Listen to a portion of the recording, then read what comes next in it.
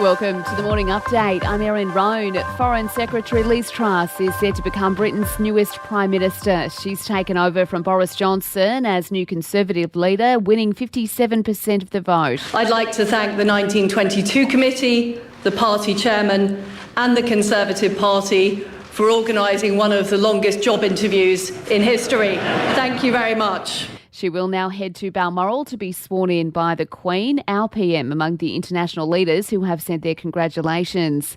More pain on the way for mortgage holders today. The Reserve Bank tipped to lift interest rates for the fifth consecutive month. Most economists are expecting a rise of 0.5 percentage point, taking the official cash rate to a 7-year high of 2.35%.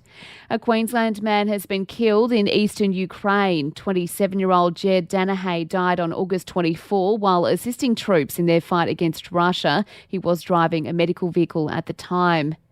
Jetstar has apologised for travel chaos after more than 4,000 people were left stranded in Bali. The airline has cancelled a number of flights every day between Australia and Bali, citing engineering issues. To Canada now, and the hunt continues for two men accused of a stabbing rampage across the Saskatchewan region. 18 others were injured in the attacks. And Tracy Grimshaw is leaving A Current Affair at the end of the year after 17 years as host. This is her making the announcement at the end of the program last night. I've decided to finish up with A Current Affair this year. It's been a big decision, huge actually, and before the gossip websites start telling you rubbish, I want you to know it's been my decision alone. And I'm not being shoved out the door by the boys' club because I'm too old. I'm not too old, I'm just a bit tired.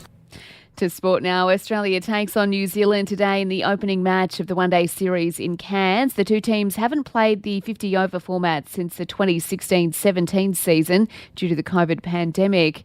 Sea Eagle star Tom Trbojevic is hosing down reports of unrest at Manly, voicing his support for captain Daly Cherry-Evans and coach Des Hasler. He says he has no plans to leave the club.